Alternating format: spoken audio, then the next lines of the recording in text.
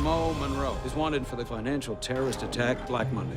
Black Monday was my idea. It's me, the Wizard of Wall Street himself. Mo is back, baby.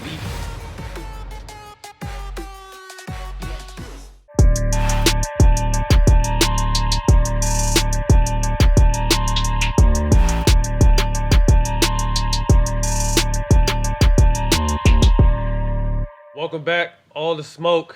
It's been a minute, my guy. My brother. Good to see you. You back? How long has it been? It's been a couple weeks, right? Couple weeks. Crazy. Glad to Man, be we got back. an amazing guest. LA legend, Boston Celtic legend, NBA champion, Paul Pierce, man. One of the hardest nicknames ever. One of the realest nicknames ever. My boy. Appreciate you.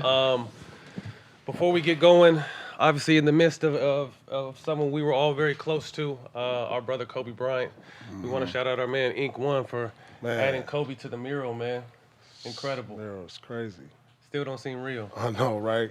It mean a lot to us to have him on our wall, just like it meant a lot to us when he was here. For us, you know, we were some guys that really appreciated him while he was here and really admired him, an idol of mine. So to have him on his wall is only right, bro. Yeah, without a doubt, man. Damn. Well, let's just start there. We'll go back, but let's start. What you and Kobe were going at it for a long time and met up in the finals and tell me, and then like you said, you being from here and him representing LA so much, and what was Kobe Bryant to you in some of your guys' matchups overall? I mean, like, truthfully, Cole was like one of the few guys that I just like wasn't kind of like all of. We all were. Like, I played mad against everybody, but him, we always had like a different type of relationship. I think it was more out of respect too.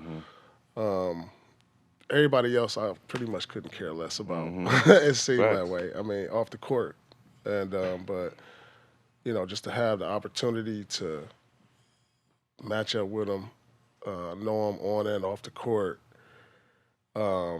was special. I mean, it made me who I am, pretty much. I mean, I got my nickname after a Laker game, matching up with Kobe, won the championship verse, pretty much, and kind of like cemented my legacy playing against him. Right. You know, so he meant so much to me in the basketball world, and just to see him be gone like that, it was just. It's like you almost lost a family member, or you did. You know, like I've lost family members, I've lost friends and stuff, but for some reason this one like hit, like one of the hardest hitting ones. And He was untouchable. He's like damn untouchable to us. Like, yeah, right. Anything can happen, it can't happen to It's not Cole. supposed to happen to Cole, right? Right. And so like it really, like even today, man, I'm like just still looking don't at the seem mural, real. like it's hard. It's hard, man. Rest in peace to our brother Cole, man, and Gigi and everyone else in the tragic accident January 26th. But let's get to it, man. A lot of people don't know you from the Bay. Yeah. You're from the Bay. Talk to me about that. A lot of people don't know I'm from Oakland. They know you was born- Inglewood Paul, but you Oakland Paul to begin with. Yeah, so I was born in Oakland. Yeah, my two oldest brothers, they played ball too. They went to Fremont High School. But then we moved out from Oakland. I really didn't get my basketball. I wasn't a basketball in Oakland. No basketball. I was football and then baseball. So you wasn't the nicest in the family. Yeah, of course I was the nicest in the family. I was. My brothers was good. A lot of people don't know my brother got drafted by major leagues, San Francisco Giants. Word. My brother Stephen Hosey. My oldest brother played Division I Wyoming. Okay. And, you know, so I started in Oakland, but I was like, I turned into a hooper when I got to L.A. Okay. So 10 years old, you moved to Inglewood? Well, I moved to East Side L.A., like Normandy and Imperial. For everybody, people in L.A. know that area is not good. So then I stayed a year over there with my relatives. And then we moved to Inglewood when I was like 11, a year later. We moved to Inglewood. And then, you know, all my friends hooped. It was like on the weekend, you know, I want to play baseball or football, tackle. You know, I used to play in the streets, tackle. Everybody hooped. So I was just like, shit, I got to fall in line. And so I started hooping. I really didn't like hoop like that. But I was taller than everybody, and I was like, let me start hooping. So I was kind of like a late bloomer, truthfully, as far as the hoop gang. A little chubby kid, real out of shape. If y'all seen these pictures, y'all wouldn't believe it. So when did you kind of fall for it? Like, when did you kind of figure out, like, okay, I could do this shit? It took a while, man. I mean, I was like, I think I was skilled. I remember I first got on the first traveling team, or YMCA team. Yeah, it was a YMCA. It was my first organized basketball, Inglewood YMCA. Shout out to the Inglewood Y, Barron Davis, Andre Miller, Will Palacio, Jason Hart. We all came out of Inglewood Y. And I wasn't really getting no minutes, and I was just like, man, I don't know if I like hooping, man. I ain't getting no minutes. I'm over here in my feelings, like tearing up after games. I'm in the 6th grade, not getting no minutes. And then that's like, shoot, I got to work on my game, pretty much. It was just like, my mom's was strong. She was like, well, you got to practice. You got to get better. What you think something's going to be given to you? But this is before like trainers and shit. This is when we used to just go outside and play all day. Go play at the park with the older dudes. Like this is before like we didn't train. My workout. We played outside. To the park. Right.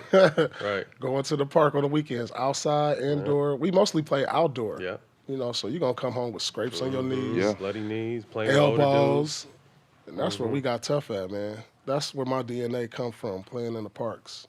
Playing against grown men, gangsters who don't know how to play but gonna foul you all day. Right. That tough shit. Me or you. Yeah. So that's where the DNA come from when you see how I play. So tell us a little bit about the scene in high school around here, because there was a lot of players that you played with coming up that made it. Yeah. Like the first pro I was ever around was Chris Mills. From Fairfax. Everybody respect Chris Mills, OG. And Sean was it Sean Higgins? But it was Chris Mills and Sean Higgins, and they would come up to the high school and hoop. And this is my first look, at a pro like real life. He coming up in a Benz, I'm looking at their cars, I'm looking at their swag. I'm like, this is what it's like when you're in the league and they don't miss. I'm looking at them shoot.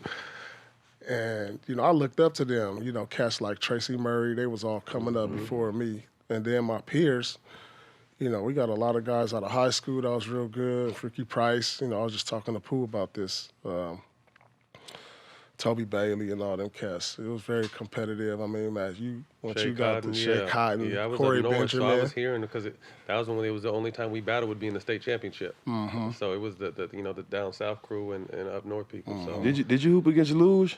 Oh, Luge, man. That was my guy. He was like the next Magic. Yeah. We went to junior high together. That was my guy. Stace Bozeman. Yep. Stace Bozeman. Yeah, you know about all these cats, huh? You digging deep. Y'all dug deep. Yeah. Oh, man, that might have been one of the best high school teams I ever seen, Morningside High.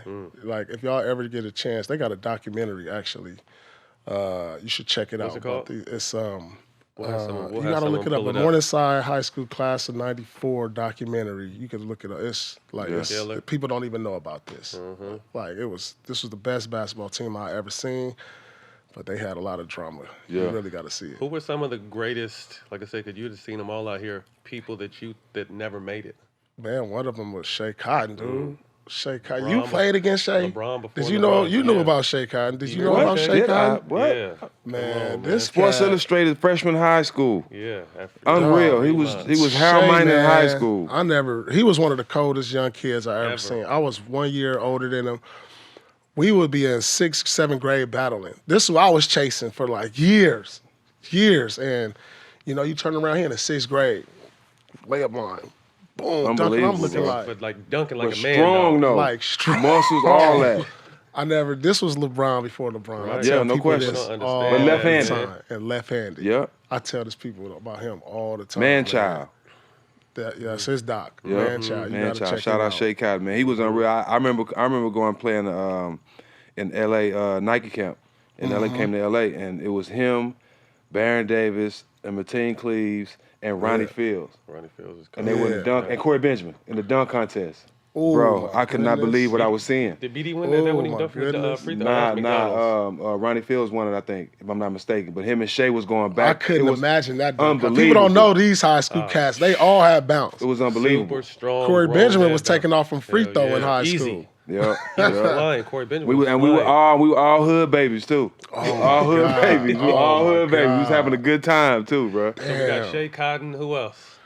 Of course, Barron Davis. But I mean like that didn't make it. That didn't make it? Yeah, that she was playing. Man, I say like Ricky Price. Oh man, Ricky Price was like, I thought he was the next Jordan. Like he was the #1 player out of California in '94, and we played on the same team. I was younger than him. And he was like MJ to me. Like he was the first cat that I seen that was like 6'6", 6'7", with handle, got jumper.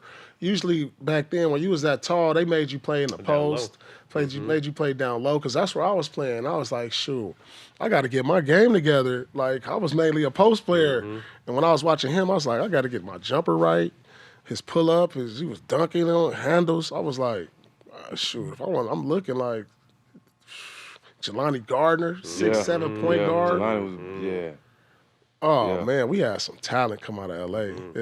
I mean, a lot of guys made it, but a lot of guys didn't. A lot of guys didn't. There was killers though.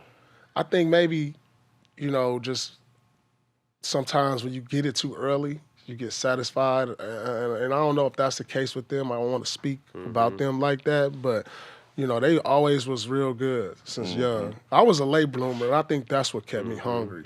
Right. I didn't get invited to camp until my senior year. A lot of cats was going to Nike, Adidas camp since like 9th grade, and and I didn't even get an invite to Nike camp, by the way. So that's how late a bloomer I was. Like Adidas camp, and the rest is history. That's when I blew up. You play AAU with KG. You almost got KG to Inglewood before he ended up in Chicago. He told you that. Oh, man. We ended up talking to him about it on the show. Shout out Term. This is Term's segment. Term was involved in this segment. No, listen, Term was getting love on this show. All the smoke. Trust me. Shout out Term. Shout out Term. Sir, I remember Term coming on the team. I was on K-Swiss first, Term. Team K-Swiss. We wore K-Swiss. We wore K-Swiss. Our team was so broke. We wore K-Swiss, dog. Like people didn't know they made basketball shoes. I'm just finding out. That's how broke our team was, dog. I'm telling you, we was all neighborhood kids came together and just hooped. And 1 year, so this is our senior year. Going into our senior year, we somehow get KG. Shout out to Thad, the coach, who saw KG at camp and was like, I got a kid on the West Coast, you need to come play with in this Vegas tournament. We would lose to Shea Cotton in this tournament every year, second place. And so we brought KG in. He stayed at my crib in the wood for the week. We practiced at the high school. People heard of him, so we was having practice, and it was open gym, so they'll let everybody come in and watch. Watch him. Yeah, watch. We looking. I ain't never seen a cat this tall, 7 feet out here just dunking. Like y'all seen KG in the league, right? Dude, this is high school. I'm talking about every time he block your shot in the stands, he like like as fuck. Like I think he was worse young. Like that's how I never seen, like y'all see this in the league. This didn't just happen in the league. Yeah. Like the intensity was like that, and I never seen nothing like this. I was like, damn, sweating everywhere. Like, he was kind of saying though, he seen Jelani doing that. Jelani McCoy doing it too. They matched up. Yeah, that's they what matched he up in this tournament. So he said he had to turn up on Jelani. Yeah. Oh, he turned up on him, man. He blocked. We played him in the championship. He fly him out. We play in this Vegas tournament. We meet in the championship. We get to the championship again, but this time we got KG. We got all the top players: Shea Cotton, Lou Jimmy Man, Jason Hart, Jelani McCoy. They all on one team. Yeah, and it's just me, KG, Term, Sid, Aaron, these other cats. If they watch this, shout out to y'all, man. Sid was on the squad? Sid was on the squad, too. Oh, my God. Sid was like a little Tony Allen, a little defense. he was garbage, though. He was nasty. Hey, low-key, because I only got upset, but you remember that you told me how you turned around and gave him 21 in high school and ruined his whole confidence. I was like, Sid couldn't have been nice. Nah, he was just a little defensive player. I gave him like 21 in 2 minutes. He know that. That's facts. But we wound up winning the tournament. Afterwards, KG lived in South Carolina, but we was in Vegas. He a country kid. This is first like in the city, South Carolina. But while we in Vegas, he tell you the story how we had him like jumping out of cabs, running. We was like, we take a cab like, all right, y'all, we going circus today. So we about to pull a circus. We ain't got no money. We jumping in a cab. So we like, all right, look, we gonna meet over here. So we gonna dip the cab. Boom, we jump out. We run and KG don't know what's going on. He looking like, what we doing? And we start breaking, and then we get inside circus. We all meet up. he was all heart racing fast. He was like, man, what is we doing? Like, let me know next time. you know, he a country cat. He don't know that. Like, LA nah, shit. this is He what don't we do doing. You know, Yeah. turn. We said, we jumping out the cab. We We ain't weren't got no taking money. no cabs in the South, Chief. Everything's No, walking but this is in distance. Vegas. This No, I'm in saying Vegas. but he Right. used to yeah, walking. he ain't used to that. Everything's walking Right. distance in the Yeah, South. he don't know. This is too much. It's too many lights. Two different and then to go worlds. from South Carolina to Vegas. Oh man, he was like, man, y'all too wild out here. Because I tried to get him. So he was moving South Carolina, and I was talking to him after the tournament.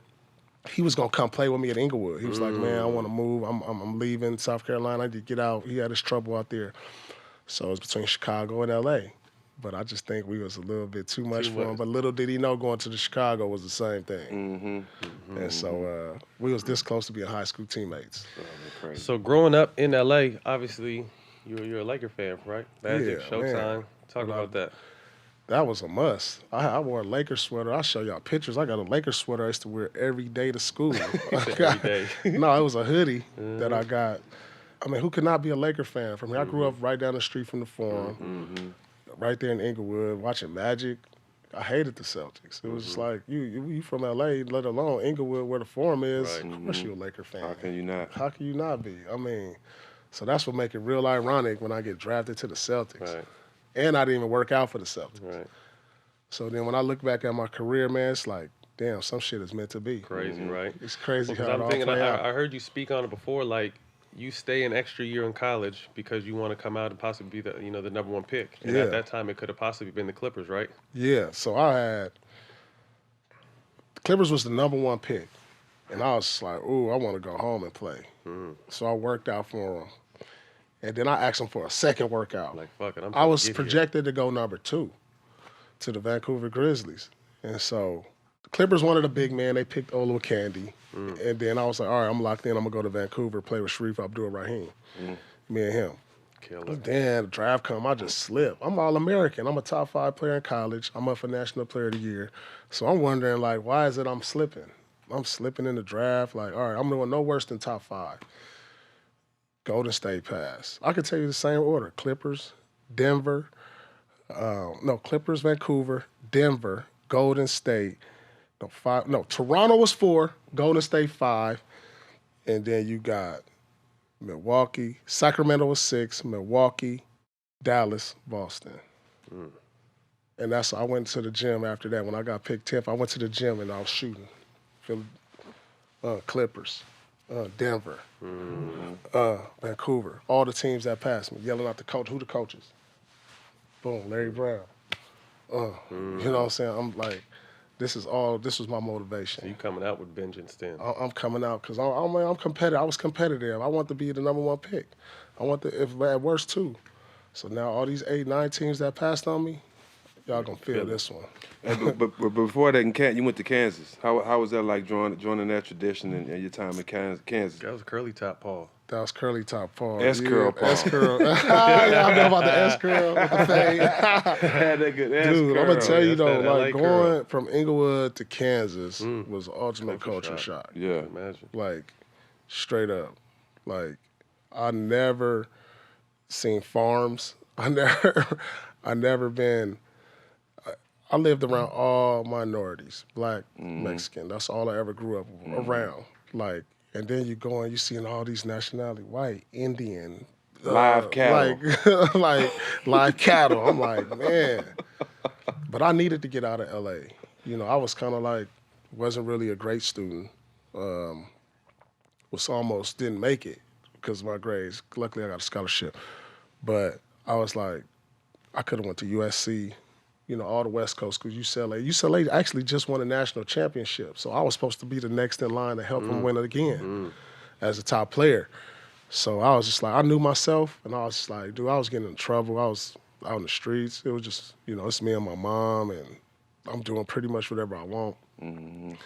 She working 2 jobs, you know, night shifts and not getting home till late. So you doing whatever. And it's like, you know, my older brothers is out the house.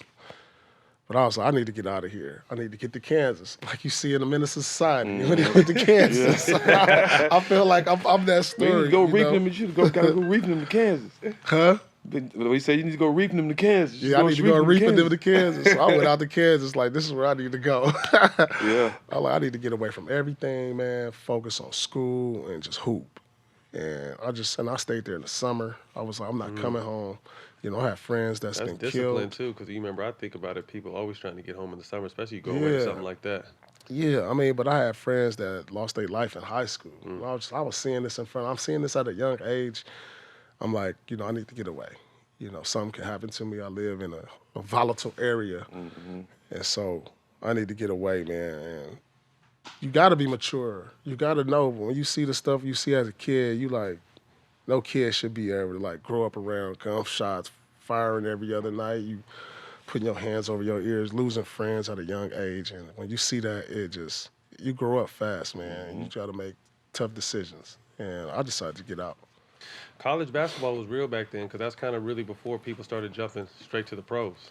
I mean, so all the best players were in college for 2, 3, 4 years. Yeah. Talk about that a little bit. Man, college was a scene. You had Kentucky, Antoine Walker, Allen Iverson, Ray Allen, Kerry Kittles, Marcus Camby. You had, I mean, it was so many, Tim Duncan, Keith Van Horn, all this is my college era. Like, I'm talking about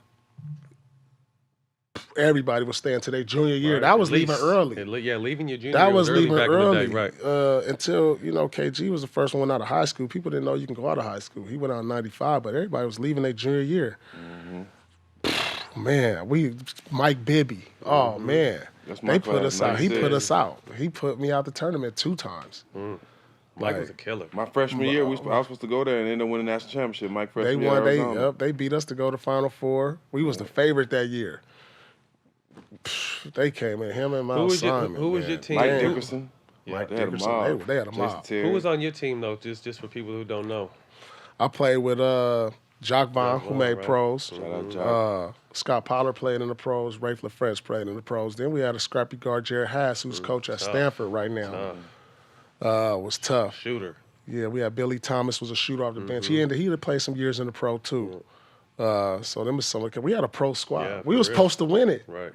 We was supposed to win it. Legendary coach. And with Roy Williams, Allen Fieldhouse, man, you don't even know. When I stepped on that campus, growing up in L.A., I went to USLA games, and they was the champs that year. But when I stepped on and I saw a Kansas game, it was like nothing. I just knew I had to go there. The crowd, I mean, y'all see it on TV, man. It was just like something I had to play for. People don't understand, like, I mean, obviously went to UCLA, but when you're at UCLA, SC, no matter what, it's LA, so there's always so much other shit going on too. There's the Lakers, the Clippers, the Dodgers, whatever. When you go to one of these small, like basketball is absolute life at Kansas.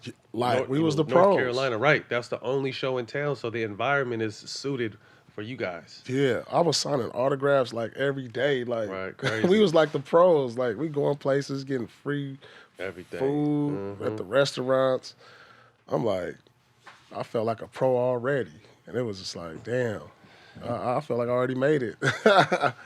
You'd be surprised, man. I don't know. Like, it's different. It's different. People spend the night. People put wheels on their tickets. Yeah. Like, serious. They pass them down.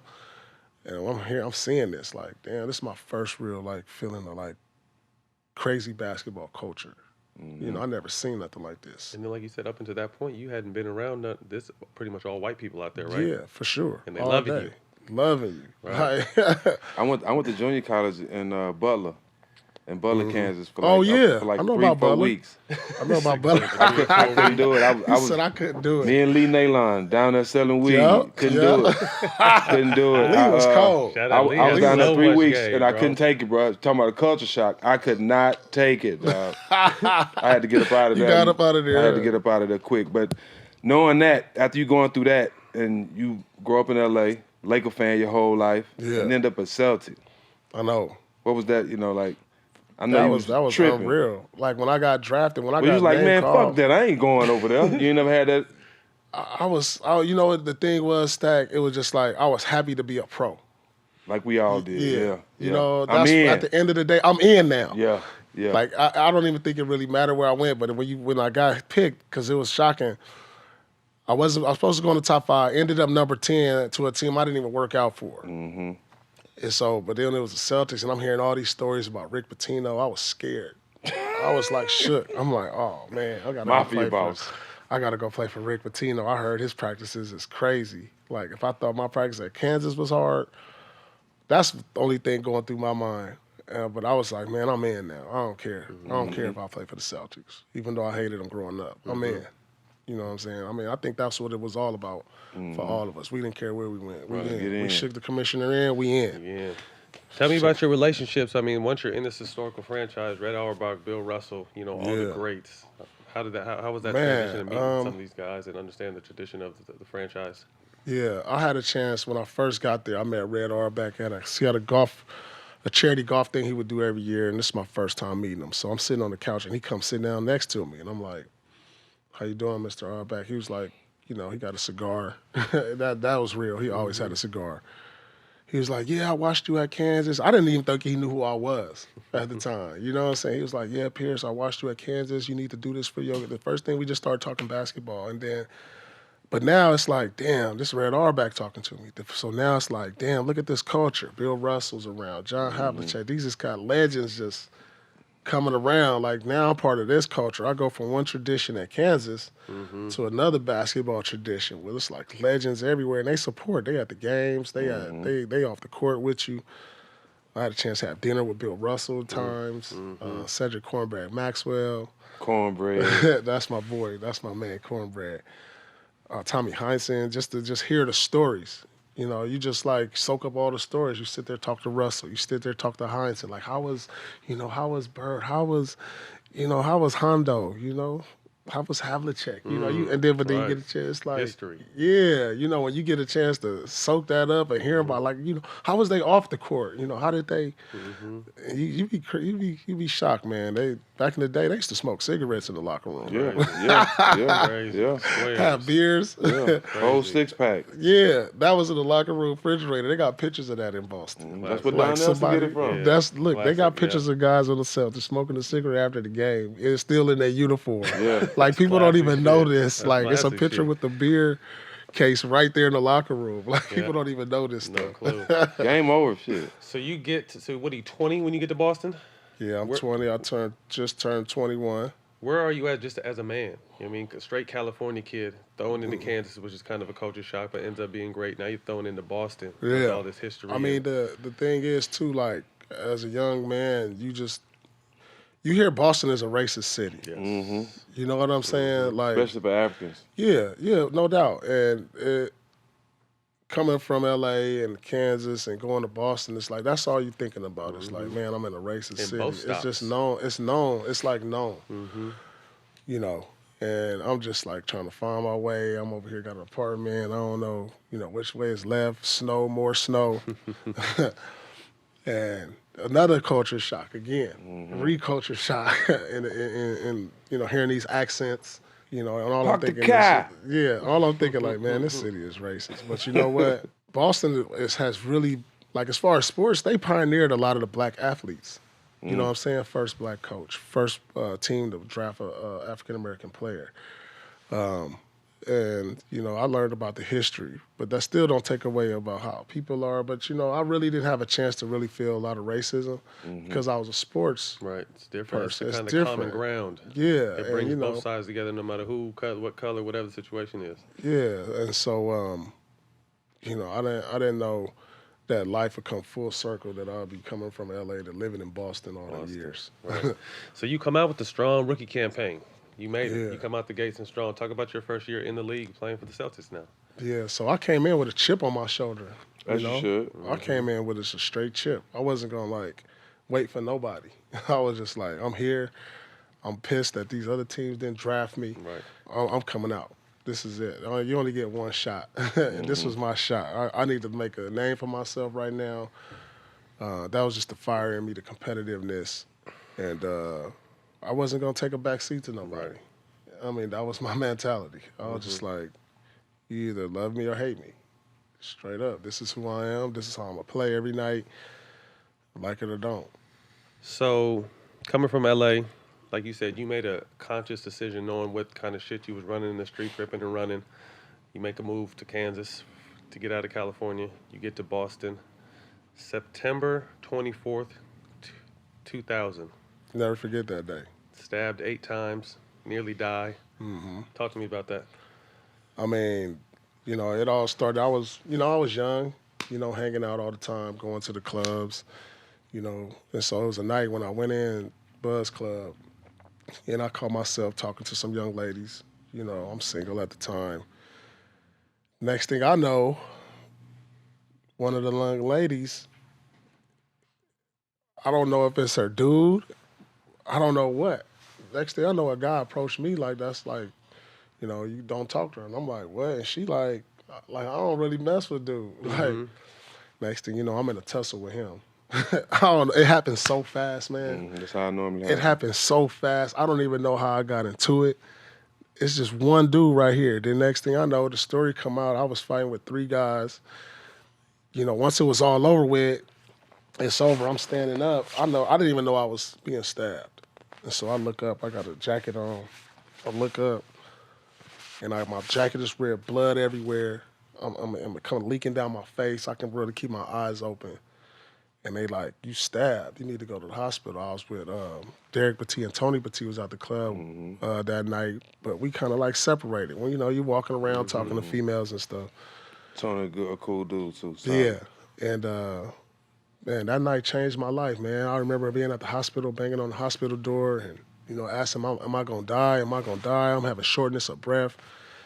And, you know, it really changed my life for me to get through that. Where you got stabbed at? I got stabbed 3 times in the stomach and 5 times in the back by like 2 different knives. And then you hit with a bottle too, right? Got hit upside the head with a bottle. I got a scar on the right side of my eye. I had to have plastic surgery all on this part because it was all scraped out. I didn't even know when you adrenaline is flowing. You feel none of that. You don't feel none of that. You know, I wasn't on the ground out of it. You know, I'm up like, and then it was over. I realized this was all happening, and it was like, man, I had a big old scar. Yeah, so all this was happening, and I'm like, damn, I got to change or something, man. I could have been. I seen how many people I affected. Come on, man. You know, my like it shook everybody.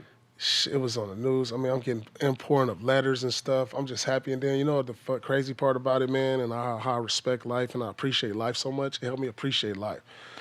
I get home after 2 days in the hospital, and I'm seeing the news, and they show a kid, teenager, got stabbed twice and died. And I'm like, damn. You know what I'm saying? Like, oh, man, I'm lucky, man. I'm lucky. I can't let my family down, putting myself in these positions. Right. I mean, you know, stuff happens, though. You know, I'm still a kid, hanging out, having fun. I mean, you don't know. You don't know. And it really changed my life. I don't think I went out, like, people don't know this, but I actually carried a gun for 2 years right after that. I was so paranoid. Like, I kept it in the car. I had it on me. I was so paranoid.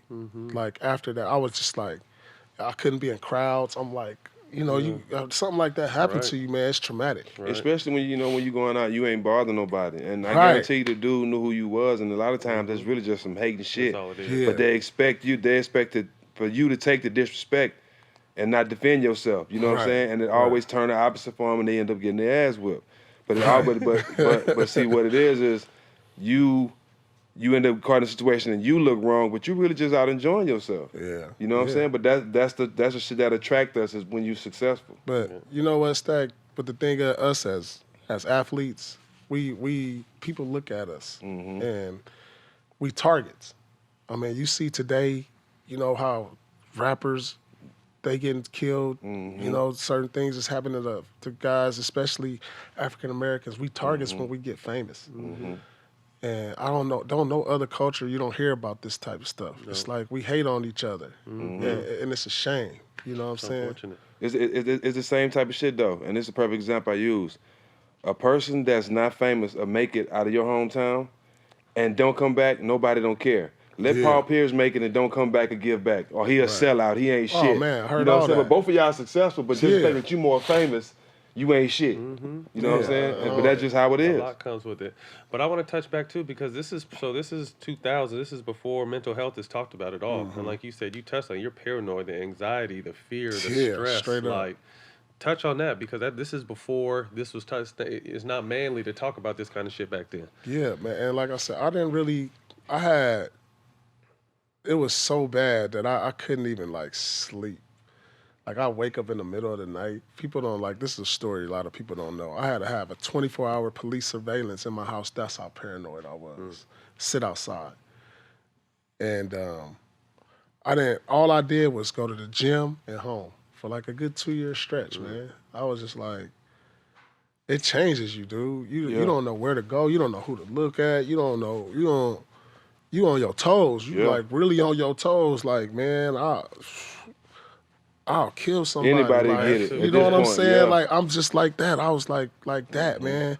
And so I had to channel all that energy just toward basketball. It was just like, man, I was like to the point of like losing it. So all I wanted to do was go to the gym. So now I'm hours in the gym.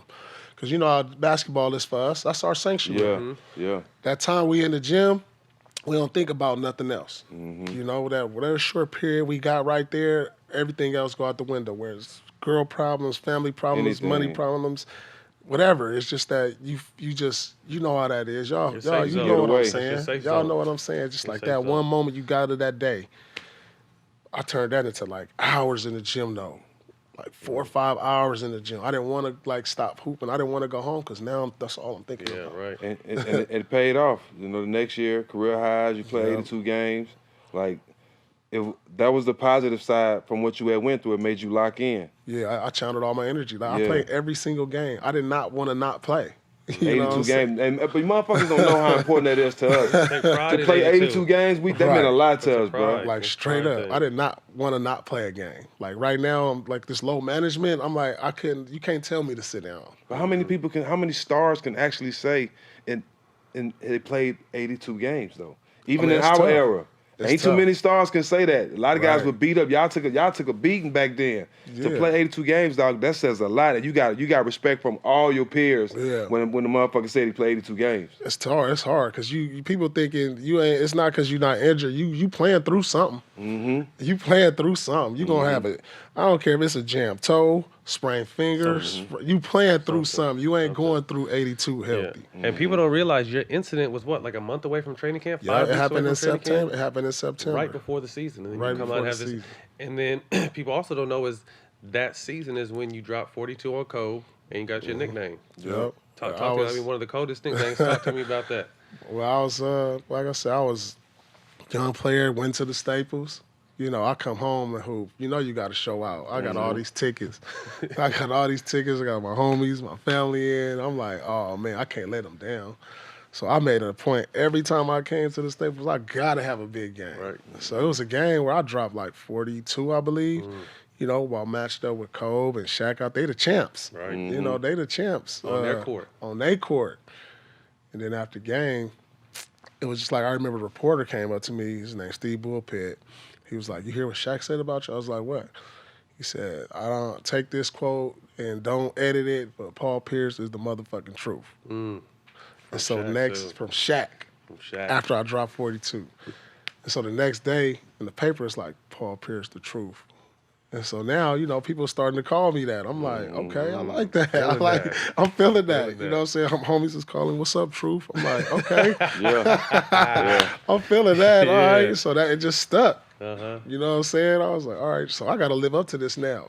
So next night, I think I dropped 40 again. Again. I think I'm about to drop back-to-back 40s after that. My confidence was through the roof. If you got Diesel giving you a nickname, you got to ride. Come on, man. That's early on. That's respect. That's only what? Oh, your third year at this point, Third right? year, yeah. That's respect right there. If the Diesel giving it up for you, Diesel don't just give it up for nobody. Not at all. If anything, it's fuck you. Straight up. You know what I mean? Straight up. But speaking of Staples Center, you remember the game that we played? I don't know if it was Magic, but you and Barron was involved. Yeah, we had the charity game. Yeah, you remember that? Yeah, of course. You took over the Midsummer Nights, right? Midsummer Nights. Oh, Magic, he knew. He grew into this. He was at UCLA. Bro, He seen this. But I remember the game, and we were on the sideline. We had all had tall cups of vodka, dog. Oh, man. During the game. GP, and Mike I know that goes was out there, his first possession, and try to dribble off his foot, and checks out during the game.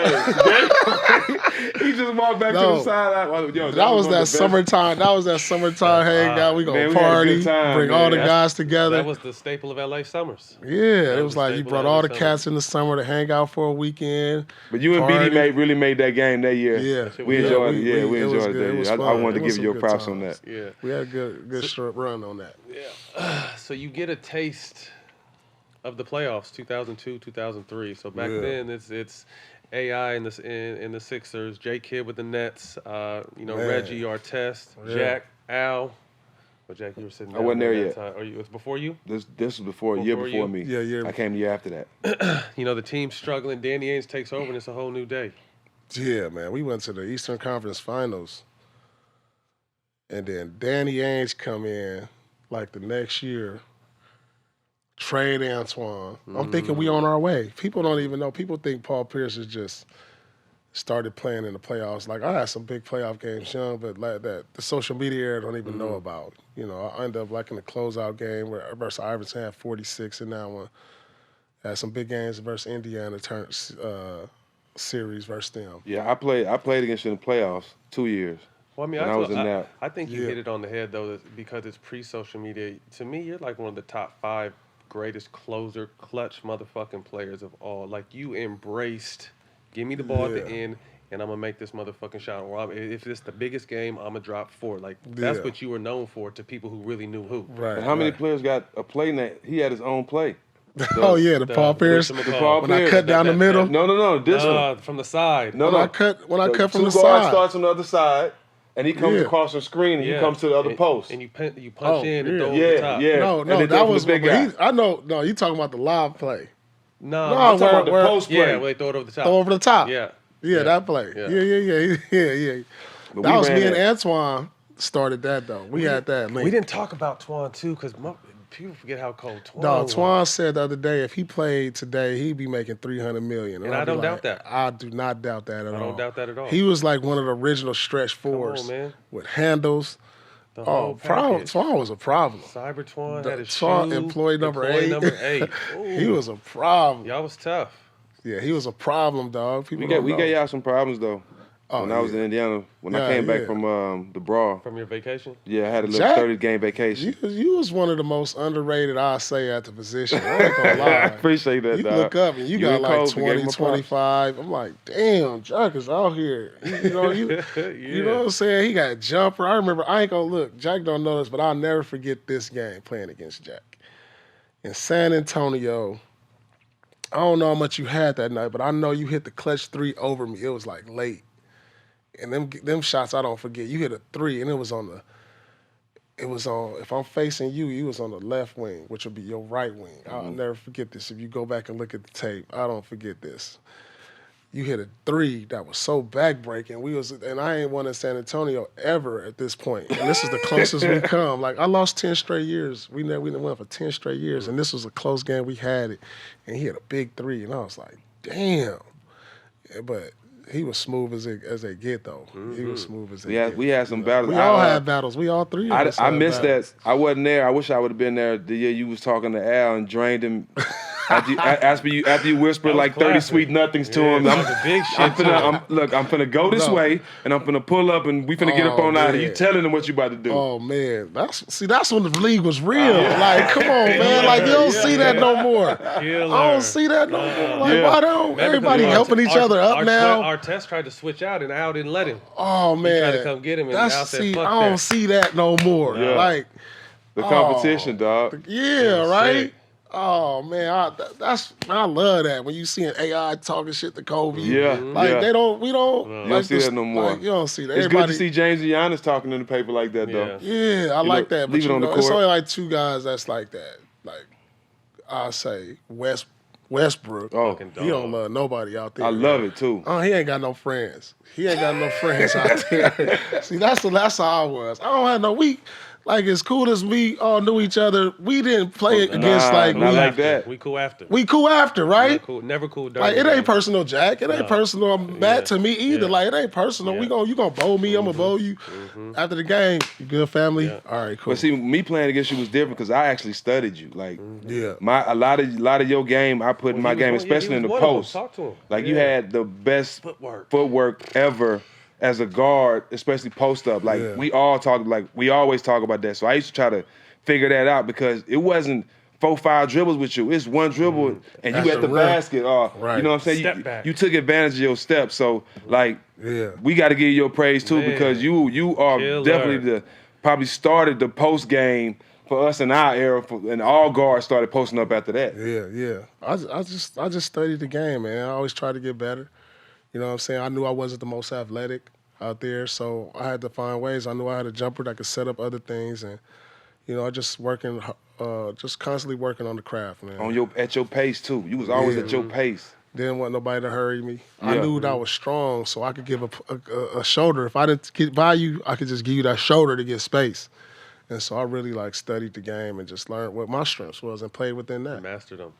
Yeah. Still dunking on them motherfuckers too, because you always people had didn't a know big I had. body. People didn't know I had a little bit. I got some bodies now. I got some bodies now. Look, people don't know that. They don't know I got some bodies. Yeah, low key. So Doc, I had a chance to play for Doc. Great motivator. Mental preparation is very big with him. Talk to what you felt like he brought to your team. Man, Doc was somebody we all respected because he played the game. Played hard as Off fuck top. too. Off the top. Before Doc, I didn't play with a coach that Played. And so it's like, Doc understood the players. And you respected Doc. And he gonna keep it real with you. Yep. I mean, we bumped heads. We bumped heads, though. When we first got there, me and Doc got the same exact birthday, October 13th. Crazy.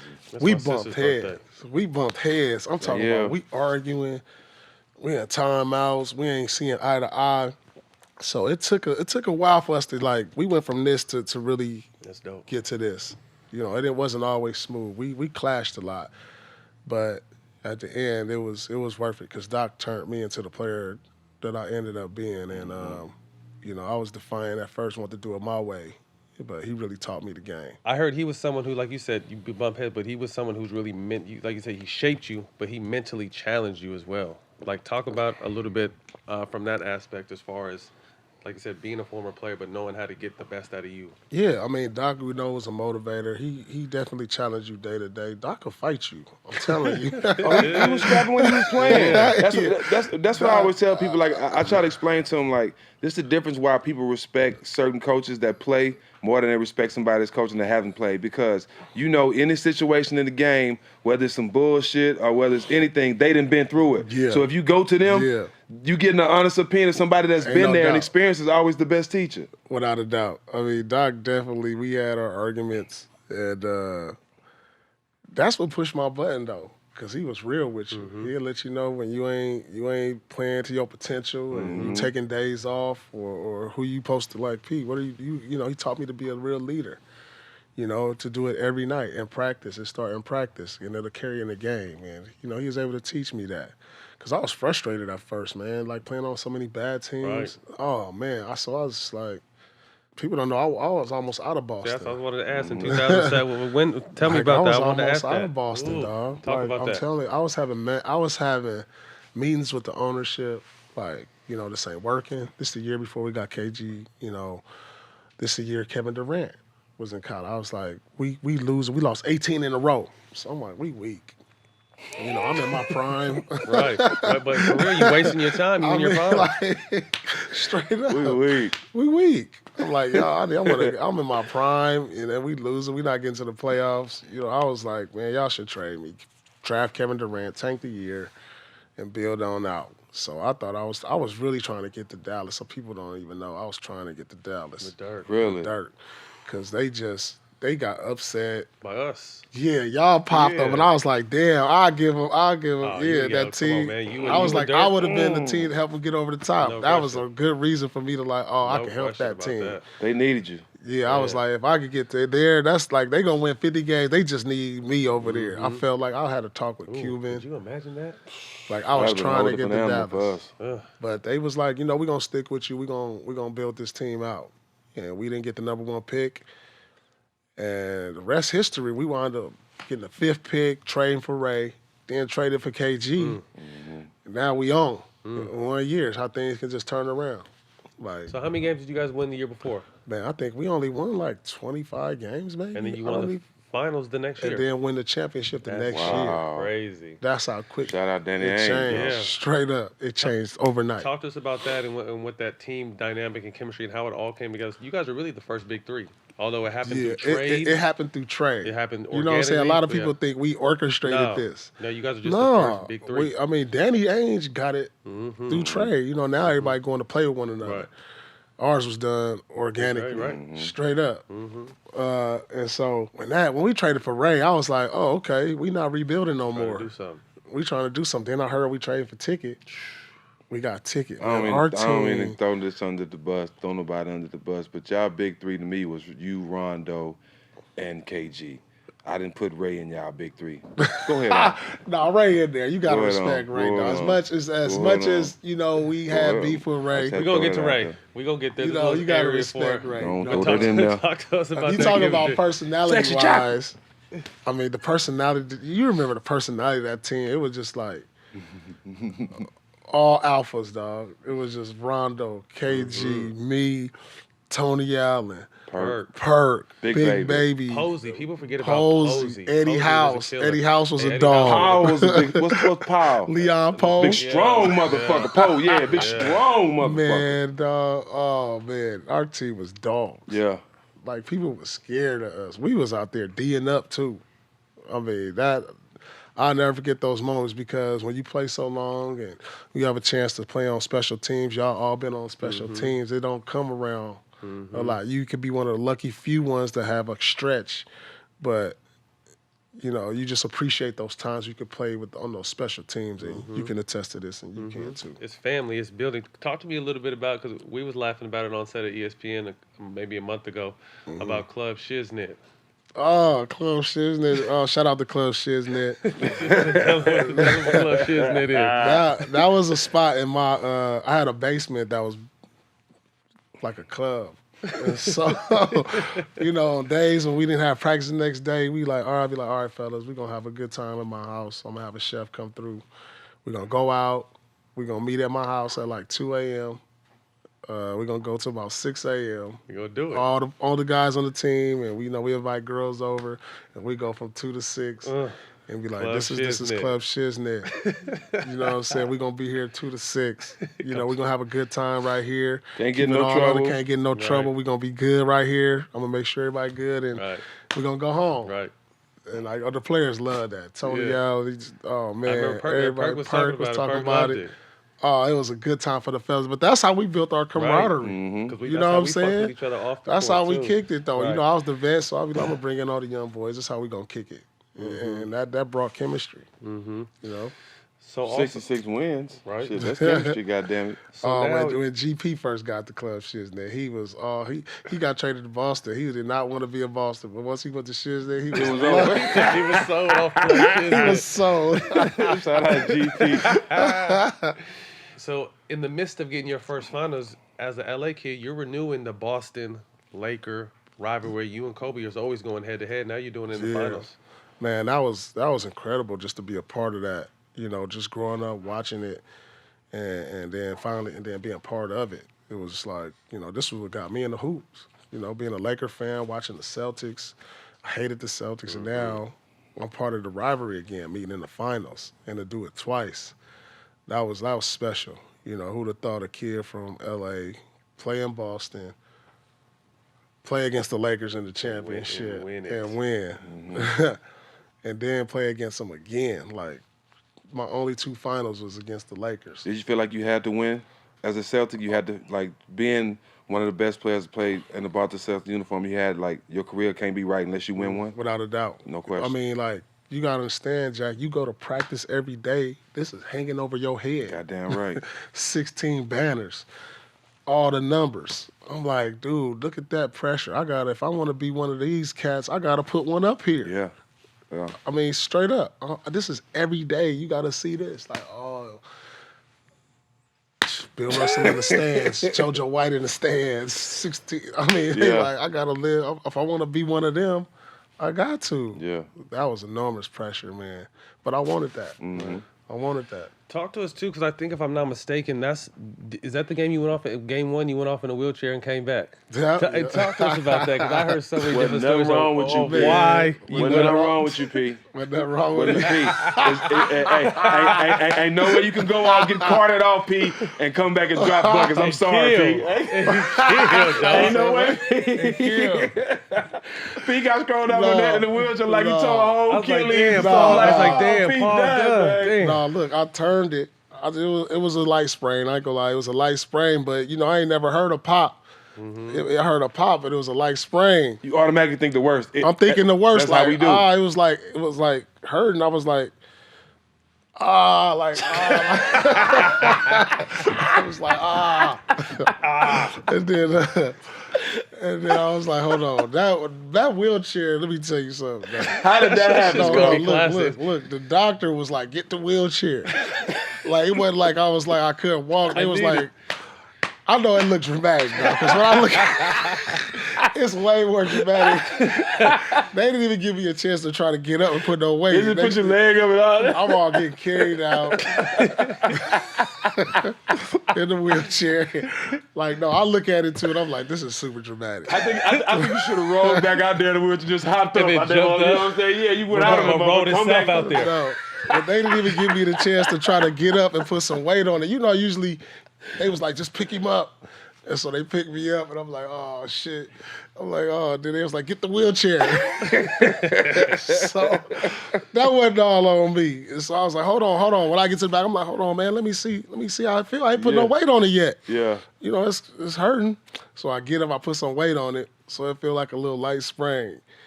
So I'm like, oh, okay, I'm good. I was just panicking. Then you realize what's at stake too. Yeah, and I'm like, I can't go out. I can't be out of the finals. Right. Come on, man. No, not right now. So I put some weight on it. I'm like, all right, I'm cool. All right, look, give me a knee brace. Like, I put the knee brace on and just like went back out there. Like, man, I was like, all right. But see, the But good my thing adrenaline was still that's what I was about to flowing, say. dog. You know what I'm saying? This is the finals. Right. It's the Lakes. I was like, come on, not right now. This is what my whole life I waited for this. This moment. Man, I had to get that. I said, put the knee brace on, went out there. And I was like, I'm about to bust their ass. You went to work. Yeah. You winning the championship and finals MVP. Tell me what's that like, your first one, and you get the finals MVP. Man, that was like a dream come true, man, straight up. You know the hours we put in this gym. You know the sacrifice we put into this game. It's just to get to that point. Like, finally, 10 years in my career, like, people don't know the sacrifice, the blood I spilled, the sweat I done sweated, the late hours, the not being around family members, missing so much stuff is because of that. Mm-hmm. We dedicate our whole lives to just this. When you retire, you look back at it, it's like, damn, I did that for the game. That's how much we loved it, though. It was just like a dream. Oh, man. So, like, I get the trophy. Look, check this out, though. I fly to L.A. We go to Vegas, we party. Then I get to L.A. Famous restaurant on Sunset, Katana. Classic. I go up there with all my boys. It's like about 10, 15 of us. Can't tell you shit. You can't tell me nothing. Tell you I'm shit. walking around all summer with a wife beater on. I got my trophy in my hand, and I I went outside on the patio and sat the trophy right there in front of everybody, right in the middle of L.A. I'm like, boom, we gonna kick back and eat, drink. Man, I must tell you, dog, they hated that so bad. Oh my God. It's pre-social media, though. Imagine if that was on social media. Right. I'm in the middle of LA, one of the hot restaurants where everybody kick it at, and I put the Celtics trophy championship trophy. and put the trophy right there on the table and sit outside, everybody looking. I got my crew with me like, what? And I'm the MVP, man. I'm back. Like I'm what? back. Home for the Oh, summer. my swag was through the roof. Oh, you couldn't tell me nothing, home dog. for You the couldn't summer. tell me nothing. Crazy, because when we talked to Kobe, that he said that was one of the hardest hits in his career, losing to you guys in that the finals in 08. Yeah, the thing about that, he got it back. Oh, that's the one I'll never forget. That one he got back from us in 2010. Oh, man. I know he said that was his sweetest one, too. Yeah. He said that was the one. Yeah, the loss to y'all was the toughest, and the win was the sweetest. Doing it without Shaq. Yeah. Yep, doing it without Shaq. Oh man, that was Cole was we had 4 All-Stars, dude. You know that? We had 4 All. He was the only Him and Pau. He had 2. He had Pau Gasol, but he toughened Pau Gasol up. Oh man, because that first finals we ran through Pau Gasol. Oh, I seen Kobe obliterate Pau Gasol, and I pulled Pau to the side like, bro, you can't let this happen. But just I hear what he's saying, but let me just. He made. Pau you know how crazy I am. I had to like. You good? Yeah, it was that bad. Like nigga, Kobe go at Pau's head, but like you said, he made him a lot tougher. He made him a Hall of Famer. Mm-hmm. Yeah, good call. Yeah, he made him a Hall of Famer. Good call. Without Kobe, Pau just another skilled hero. I don't think you could teach dog, but Kobe put some of his dog in Pau. And it's funny that you recognize that too. I saw the difference in his game. In that second finals, whatever language Pau needed it, Kobe would have cussed him out in that language. Well, Kobe didn't fuck around when it came to losing, man. He did not fuck around. Take me back though, because we jumped to both the rivalry, but people don't know like Bron couldn't get through you.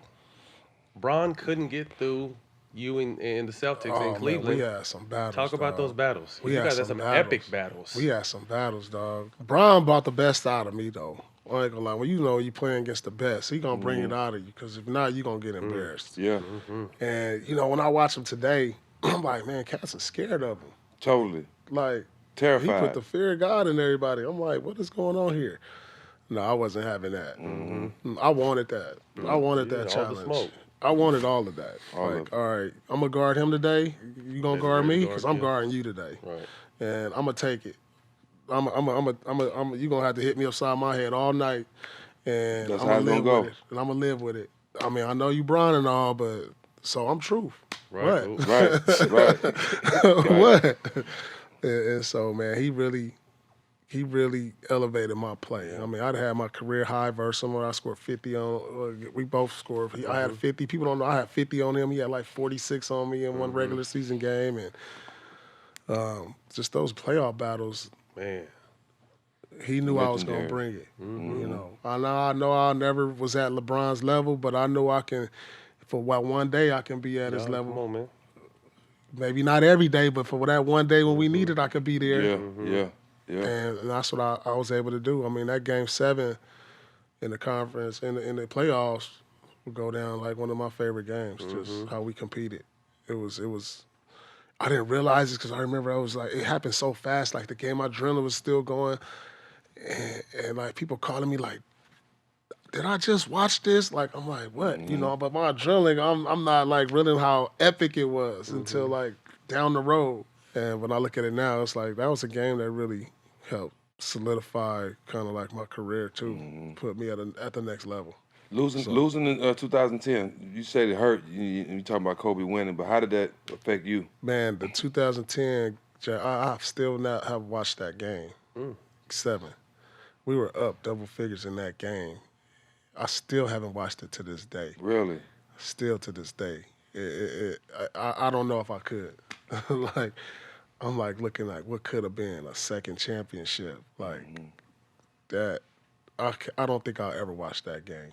I don't even know if any of the other players watch it because it was in our hand too. Yeah. It was in our hand. And to beat the Lakers again. And to do it on their floor. And that would have been like, dang, I won at home now.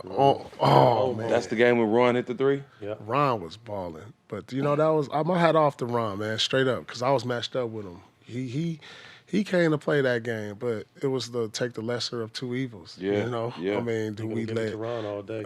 Do we let Ron shoot, or do we try to crowd Kobe? You gonna crowd Kobe? Yeah, you That's gonna like everybody's got me for it. It's like I'm gonna be helping off him because we gonna try to stop him. Yeah. And the hats off to him. He knocked down some big shots for them. And, that should have been in the fan programs too. Crowd Kobe. Everybody in the arena, crowd Kobe. Yeah, crowd Kobe. Shit. It's like as soon as he grabbed the ball, my eyes is on him. Word. I'm like, I don't care who this is. This is Kobe right here. So Bron goes to Miami. All because we sent him there. Yeah. We sent him there. He couldn't get past the big 3, dog. First class ticket. Yeah, go ahead. You're going to have to find, you got to invent your own big 3 now. So they go and do that. Talk to us about that, because that was some battles too. Yeah, but when they did that, I ain't gonna lie, that was like world breaking news. That was just like Changed the landscape of the game, I think. Everybody couldn't said they believe it. cheating. When they said LeBron, Wade, and Bosh was on one team, I was like, what? That you talk about our big three was cool. I was like, man, ain't nobody gonna beat them. Like I said that. I was like, when I saw them, I was like, they doing something different. This is different. This is the next coming of like Jordan and Pippen or something. I was like, I couldn't believe that they did that. And I was like, I knew our run was over once they did that. I knew our run was over. So you guys battled in the playoffs that year, though. Talk to us about that. Yeah, we battled. Well, we just knew we didn't have enough. I mean, we thought we can get them. We went to games. One year we went to Game 7 with the Miami Heat. Yeah, we had them on the ropes, but then LeBron put up some legendary. It was 2-point game with 4 minutes to go, and then they kind of in Miami. Yeah, and it just fell apart. Yeah. LeBron took over. That was our last really run. You guys were up in that series though, right? Yeah, we went up 3-2. Yeah. We was up 3-2 and then went home for the closeout. Game 6. Game LeBron drops 6, 45. One of the then best. One of his best playoff games ever. I'm gonna say this. To extend the series. I think that was one of the most defining games of LeBron's career. Absolutely incredible. He turned the corner that game. It was just like, because people was like, is he clutch?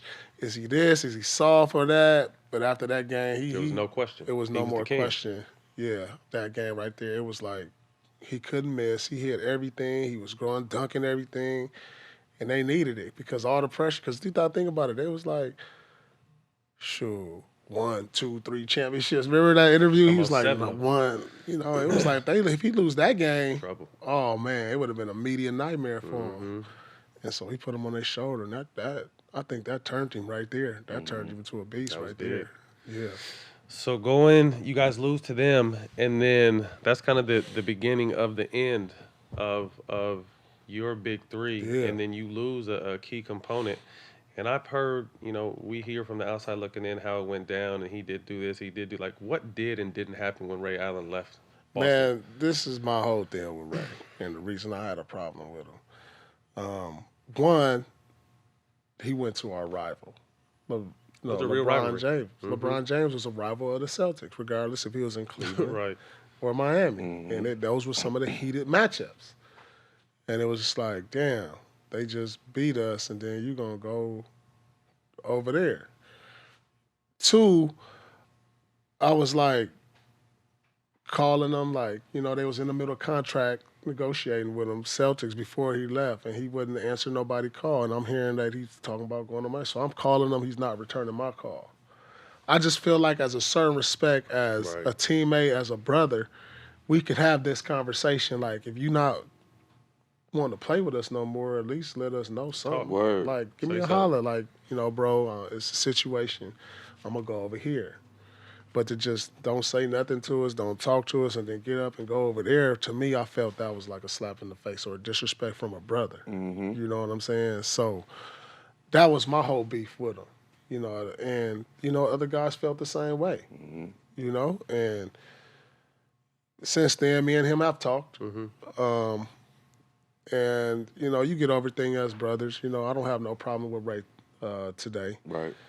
I don't know the situation with Kevin and Rondo and everybody else, but I smooth things over with him. But I just thought initially, as a brother, somebody you've been through stuff with, our families, our kids is all friends, our wives is all friends, and you just get up and don't say nothing, and then it's like you go to them.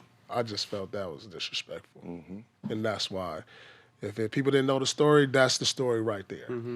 Of why me and him had beef. You talk about it with KG? Y'all talk about it a lot? Yeah, man, we talked about it, and sometimes people make up, sometimes people don't. I don't. That's him.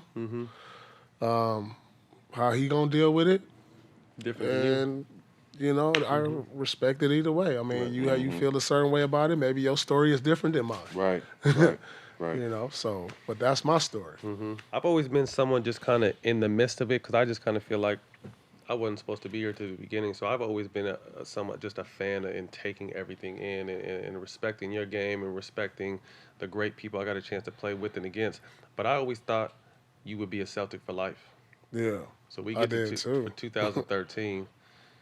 and traded to Brooklyn, which Boston is still, to this day, people don't know, benefiting off that trade.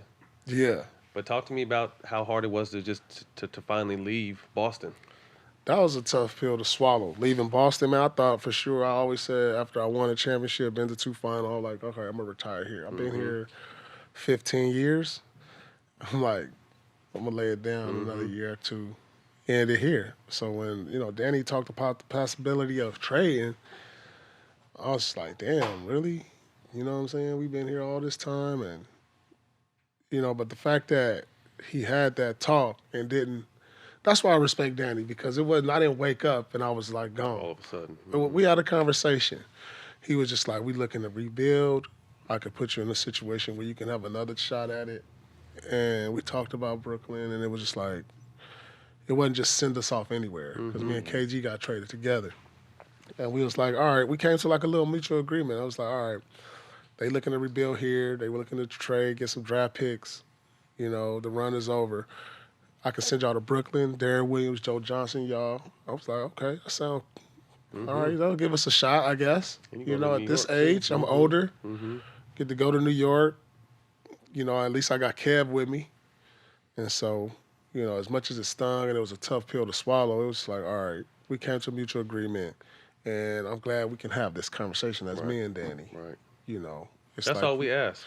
Yeah. Because it's fucked Well, you up. so loyal to a franchise so That's long. all you can ask. Give me a Especially in your conversation. situation. I couldn't imagine your situation, but I think in general, people get lost in the mix. Well, players leave and they're doing. It's such a business, but when we do something on our side, it's fucked up. But all we ask is communication. Let us know where we stand. Right? Yeah, exactly. Exactly. And that's all. And that's why I can forever respect him for that. And because it don't happen all the time. Nope. You look up on Twitter or Instagram and you trade it. Like what the fuck? You didn't even get a call? Danny Ainge and Solomon, they didn't have no picks when he was with Phoenix. That shit, they traded for Steve Nash.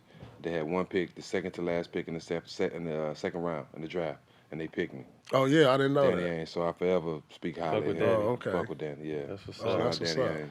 So Brooklyn, you guys go there. Well, like you said, with Joe Johnson still one of the most underrated players in the history of the game. Bust my ass in the Big 3 championship last year. Shout out Joe Johnson. Shout out ISO Joe. And then Darren Williams, at one time was arguably the best point guard in the game. So you're adding 2 solid future Hall of Famer vets going to Brooklyn. Talk about your brief time in Brooklyn. Yeah, I mean, it started off rocky because we was garbage at first. We couldn't win.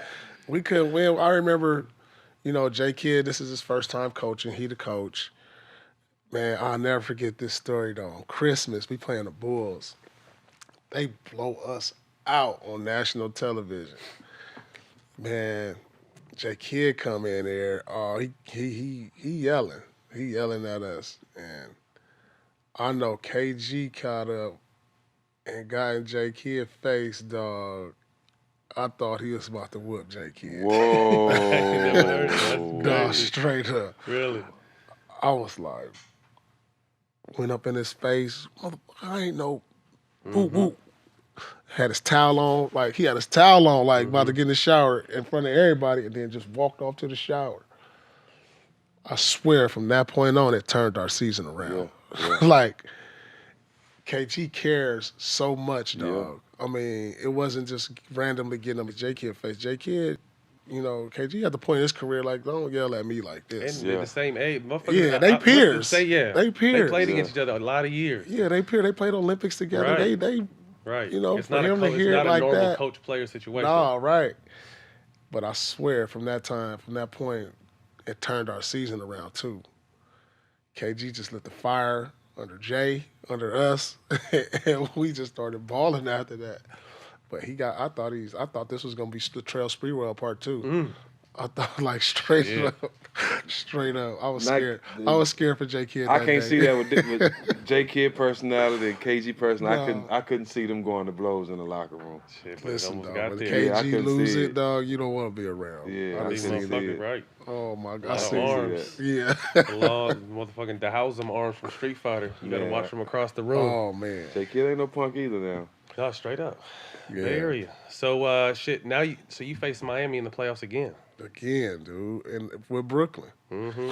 The crazy thing is, we beat them 4 times that year. in the regular season. We beat them. So I'm thinking we got a shot. You know, regular season and playoffs is two different things.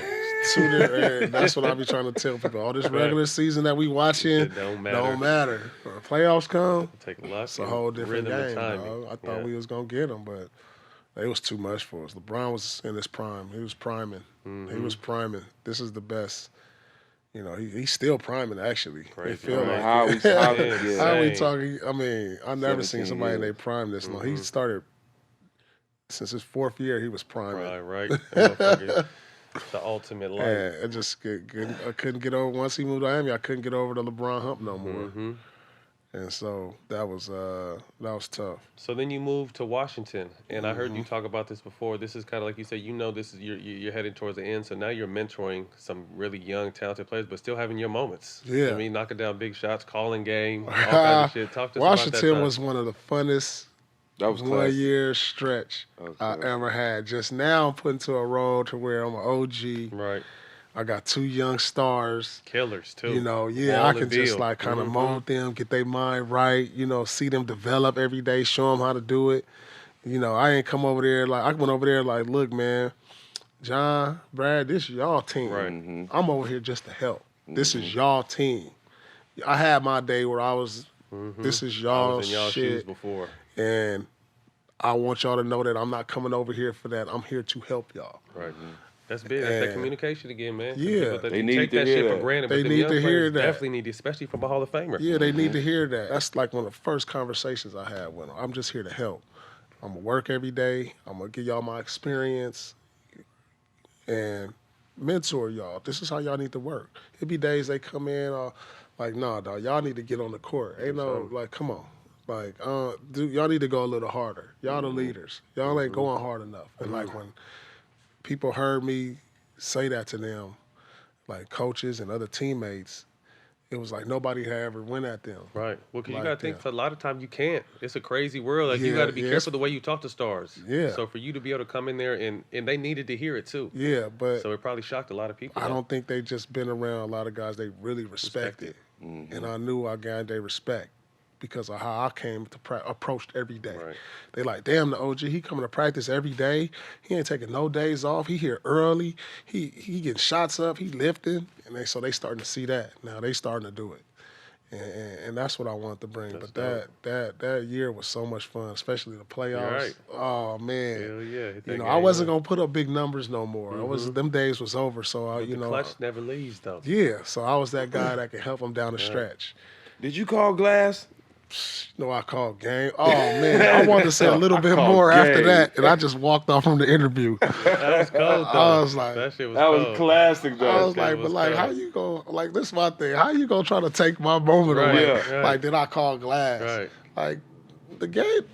I Ball called went game. in. I called game. Come on, stop hating. Fuck you, What man. you talking about? All right. What you I talking called about? game. That was straight from the head though. I had That's to think of classic, something. I had though. to think That of too. something Like it was a little stink diss almost low key real quick. Yeah, It was yeah. The motherfucking nerve to ask like that. yeah, Right, that's exactly right. what I'm thinking. Like what Straight are up. asking You me? know all it was missing? I called game, baby. baby. But I was like when I said it, I was kind of mad at it. Like Right. that, I was like, oh game. Right. Like really Straight like up. And I'm done with and I'm done with this motherfucker. and I'm off this interview. Yeah. Talk to us about where That was where did big. that clutch DNA come from? I think it come from just not caring about failing. You know? Like I was like, if I'm gonna make the play or not, I'm gonna hold my head high. Like I'll do the next one. Like so. I'll get the next one, fellas, but I had to install that in my teammates too. Cause like if you in them situations and you let your teammates down and then you kinda like curl up and No then confidence in you. they not You lost them. you lose them. So like when I was in these moments, because there's a lot of moments I didn't come through, but I'll be like, that's all right. The next one, I got the next one. Right. Yeah. Straight up. I had that. Like Right. I had. Don't worry, I'm gonna get the next one. You Right. got to keep them gassed. Like okay, we believe in P. No So matter what. we gonna go to them. And then when I'm in that time, like come this way. Come this way. You got to show your team confidence in them situations, whether you fail or you succeed. You got to still show you're that the type leader. of. Yeah, I'm gonna go down, Right. and I'm gonna take it from the media after. Right. Like, all right, yeah, I'm built okay, for next it. time. I'm You built know, for it. hey, don't worry, it's gonna come. Yeah. You know what I'm saying? But if I be like, man, I let everybody down, ain't nobody following that. Right. No. So you heading home now, final year. Yeah. Come back and play with the team you possibly thought you could have been the number 1 pick to. Yeah. And what is it, year 17 for you? Year 17, year 18, I come 18. into the Clippers. So that was like just a move like, all right, I'm coming home, lay my roots. Doc is here. Let's make the easy transition. Good young team into retirement. I know I'm going to live in Los Angeles. That's where, I'm from, my family. And so I was like, I decided to make the move. At that point, I don't know, didn't have much left in the tank. So, I was just pretty much at the country club, man, truthfully. Like, in LA, what country club would you rather be in LA, too? I come in there, help the young guys out, go home, be a mentor, Didn't really play a lot, but I was ready. My mentor was ready for retirement. And toward the end, I was like, how can I just help Doc, play sparingly? But you still had a real magical moment, though, at the Garden, your last time at the Garden. Talk to us about that. Oh, what that man. meant. The way I was watching the game, and to see you come in and hit these motherfucking shots, I'm just like, that's how it's supposed to go. Yeah, my last game at the Boston Garden, dog, that was special. It was like, damn, when you retire, man, and I see it coming, I'm like, this is it. This is the last time I'm gonna step on this Garden floor. It's like, damn, it's really it. This is really it. I played all these years, and I'm like, damn. So I had a chance to come in the last second. And, man, when I look at my career, I be like, somehow, how did this keep happening? Like, damn, I hit my last shot at the end of the game in Boston Garden and then just wave them off. It was like, damn, it's supposed to happen. Crazy. Legendary. How was supposed to happen. Let me come in here and knock one last shot. That's pressure. I was sitting the whole game. Right. And I come in like the last minute and hit it just stiff as hell. I'm stiff as hell. People don't realize that shit too, man. I'm You stiff watching as the hell. whole entire game, so you ain't touched the ball in 2.5 hours. Yeah, I'm stiff as hell. But just, sometimes moments happen for a reason. I was put in the special moments where I could knock down one last shot in the Garden. Who was the owner when you got drafted when you were supposed to get drafted for the Clippers? Who was the owner for the Clippers then? Donald Sterling. So it's good it didn't happen. Good it didn't happen, huh? Fuck Right. him. That's just how I post. I just thought about that. You didn't want to go there anyway. Donald Sterling, right. Fuck him. You're a funny dude. So, a kid from California, man, Inglewood to be exact, and then to go into a city of Boston with so much history, but then a history of racism, and you hear and you're kind of just like, but you're here now. And then when it's all said and done, you got your number up in the rafters with Bird, Hale, and Russell, and Auerbach. Talk to me about that. I never could have dreamed that one. The dream was like, all right, I want to grow up. I want to play for the Lakers. I want to win the championship. I never would have dreamed that one. Right. The Celtics, right? Yeah. That one was like the farthest of my dream. Like, I'm going to be a Boston Celtic, win a championship, get my number retired in the Boston Garden. Wow. Crazy. Like, kid from L.A. A kid from L.A. Who would have thought that? And I remember at my retirement speech, the night it went up, I just remember saying, like, man, it's so much history in this building. And for me to be a part of it, I was like, if I never make the Hall of Fame, for me to get my number retired in Boston, that's the Hall of Fame. Yeah. That's all I ever can. That's all I ever need, to be up there with them. Yeah. Mm-hmm. Legendary name. It's legendary name. It's always coming. You know that. That's crazy. When did you finally just kind of sit back and look? Because I didn't ever do it until now. Like, when did you finally kind of sit back like, God damn, and just look at your soon-to-be Hall of Fame career? Man, I still do it, right? 3 years into retirement, I still look back and like, man, The hell. I played 19 years. Like, Did work. Man, I still look back like, this is like, I guess you're right, because when you're in the middle of it, you're just in the middle of it. In the moment. So now, sometimes I catch myself like, let me look at some YouTube of me. Like, let me see if I could have played in this era. And I'll be like, oh, yeah, okay. You catch yourself watch some of your old highlights. Yeah. I'll be like, You're damn. someone, and I think Melo gets this treatment too. Like, but I think more you, because there was really no social media when the truth started. Yeah. Like, you get overlooked and disrespected as someone who was one of the greatest small forwards in the history of the game, hands down. And people don't understand that. And how does that make you feel? Does it, you know it, Yeah. the real hoopers know it, Yeah. but like Yeah. today, You know media what? and perception is reality now, and You know, because what a lot of people think of my career, they only think of the big three. They don't the work think you've of been putting in. they don't see the Come on, big man, you three. and Twan and all Yeah, that they don't shit. see that part of my Right. career. They only know the big three era And of they my don't know career. that you were the reason why LeBron had to go somewhere Yeah, else. and so like when it's always been like that for me. So it goes back to draft night. I got drafted number 10. Overlooked. I got when I So was it supposed to go starts. number 2. So it starts. So this is nothing new for me. That's what Paul Pierce is. He's gonna be overlooked, probably underrated sometime, but I'm fine with that. You know what? Real, like you said, real hope, real Yeah, no real. we know. Real no real. And I'm cool with that. Right. I'm cool with that. Right. Yep. That's all that matters. We all been through a lot. Is there anything that you would go and change, that you would wish you can go back and change on your career? You know what? I think we all go through things and all go through struggles for a reason. You know, even from me being stabbed in the nightclub. So I don't think there's anything I would change my story. Right. Because I Goddamn think right. it kind of molds you to who you Makes you are. who you are. You know, through the good, through the bad. It molds you, man. And, you know, now I can go back and tell my kids good stuff, the bad stuff, tell them who their dad, you know, was. And I'm proud of it, man. That's dope. You know, I'm proud that certain things happened in my life that I was able to get through. And it shaped you. You know, it just tells you who you're going to be. Your character, right? Builds that. You know, so I'm happy. I'm happy with it all. Dope. Talk to me real quick. What do you think would have happened if you would have got Ray and KG 3 or 4 years before? We talk about that, man. Me and Kevin, dude, we talk about that. Man, I remember he was in Minnesota.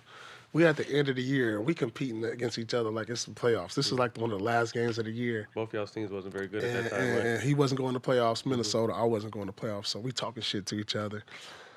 And I remember looking, it was 2005, I believe, 2006. I remember we talking, and our owner, sitting on the baseline. I'm at the free throw like this. KG's at the free throw line. I look right at him, and I was like, if we get him, we're going to win the championship. During the game. This in the middle of the game. I'm at the free throw line, you know, I'm about to box out. Owner sitting right there. This how close he is, on the baseline. KG at the free throw. I said, if we get him, we're going to win the championship. That was 3 years before we got him. Yelled it out. Everybody heard it. Dope. Everybody heard it. That's what's up. And it And then it happened. wound up happening. Wish it could have happened sooner. Right. Right. Imagine that. 3-4 championships possibly. Man, could But have you been ended up something. playing with him in high school, Yeah, it's a getting hell of a traded journey, with him, man. winning the championship with him. That's all meant to be, bro. Talk about him. Like, we had him. We were lucky enough to have him on the show, and that's the first time I really got a chance to feel his energy off the court. Oh, man. And it's similar, Yeah. but the energy, like you just feel his energy. All day long, people gravitate toward Kevin. So, like, we play on plane rides. This is Kevin first get on the team. So I remember we been on plane rides, and, you know, I had my little headphones on. I'm sitting, and, you know, we flying, and then I look over. He at the table. You know how the flights we had, some of them had card tables. We play cards. So I look over. KG's sitting there, and I'm looking at, like, 5, 6 of the young guys sitting around him, like a campfire. Story time. Just like they gravitated toward him. Like and he just telling them stories and stuff, Yeah, shit, he and was telling stories. you. Real shit. Yeah, and I'm like, damn. So, you know, after playing with him for like 3, 4, 5 years, I'm hearing the same stories over. Like, you know, I'm over here on the side, he telling the stories to the new cats. And I'm like, man, he put a little more gas on it this time. Like, but that's why people just gravitated toward it. I was like, man, he told me the story. He didn't do that the last time. Right. Oh, man, it was those, but that's just show you his energy and how people just gravitated Amazing. toward him. I mean, we sit in the locker room.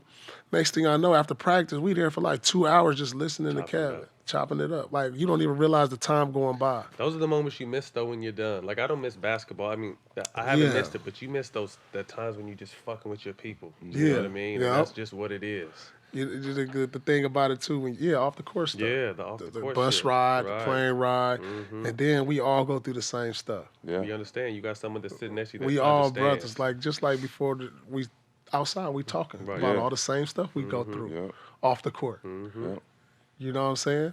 Very similar. Very similar. Yeah. So you're transitioning to media. We'll get to the ESPN and what you're doing, but you got in a beef with Wade, and this kind of goes to the social media era of people not understanding who you are, and then Dwyane being and all his greatness. But talk to us a little bit about how that kind of got going and what happened. I think that was like really a big misunderstanding because like I respect Wade. I mean, come on, D Wade. Come on, you got. We knew that. Yeah, but like for me as a competitor, I think it was taken out of context. Now, 2 questions was asked: were you better than Wade, or do you have a better career? What you supposed to say? I was like, I think I'm better. Clearly, if you look at his accolades career-wise, yes, he won 3 championships. Yes, he's one of the greatest 2 guards. All-Star MVP, Finals MVP, one of the greatest finals ever. But I'm looking at it like, do I think I'm a better player than Wade? I said yes. I think I have more skill. I think I'm taller. I think I could do everything he can do on both ends. Now, that's what I was referring to. Now, whether you agree with it or you don't, that's who I am. But even if you say that, that's not what it doesn't disrespect him. It doesn't It doesn't take away his disrespecting greatness him. or nothing, Right. and that's what I hate how the media wants to spin shit and make it like a war when it's just when you really get in depth get to explain just where you're coming from. They would understand. I don't have to demean him to be confident in myself. Exactly. Right. It wasn't me putting him down. Right. Like I respect Wade. I respect everything he's done for the game of basketball. This is not me putting him down. This is just like how I felt. Right. When we won the championship, I went to a camp in Spain, and it was like, how does it feel to beat the best player in the world? And I was like, wait, I'm the best player in the world. Like, this is what I said, and they made a big deal of it. And I was like, well, I just coming off the championship. I'm just coming off a Finals MVP. I feel like I'm the best player in the world. And they blew that out of context. But why can I not feel like that? Right. You know what I'm saying? Right. Why can't I feel like that? I got the chip and the trophy and the MVP. Right. How I'm not supposed to Can't feel tell like me that. nothing right now. Right. Yeah. And so, whatever. People are going to take Paul Pierce out of context. That's just whatever. Did you see yourself doing what you're doing now? Did you see yourself getting paid good money to do it? No, man. I really didn't really see it, but like I had a chance to work the finals while I was still playing. And I was like, last year when I was with the Clippers. And I was just like, shoot, I do this every day. We like, you be in the locker room talking hoops. Like, I could easily talk hoops. I mean, this is my life. This is what I do every day. And so, like, I was like, I could do this. Shoot, if I could just go in the studio, talk some hoops, tell them what I feel about this, what I feel about that. I feel like I know the game, that I could speak on it. And so it was just like, kind of like brought to me. And I was like, I can see myself doing this, And it's worked out, man. I enjoyed like y'all. We still talk the game. We still sit around, watch it, and talk it. You get paid for it. Straight up. And now I get paid for it. What's your thoughts on the current climate of the Celtics? Man, truthfully, before the season, I was like, okay, they're going to be all right. But now, the way Jason Tatum's playing, I feel like they can go to the finals. I mean, he has taken the next step of superstardom. And I was like, before, it's like maybe, like, you got to have that star to win. Yeah. And he's turning into that right before our eyes. Like, I mean, this run that he's on, I don't see it slowing down anytime soon. Too. 21? Just turned 20. Like when I was just at Happy birthday, I man. went and watched him play, and I was like, yeah, it's only his 3rd year. And I was like, it's his 3rd year? Crazy. It felt like he'd been in the league for a minute, Long right? time.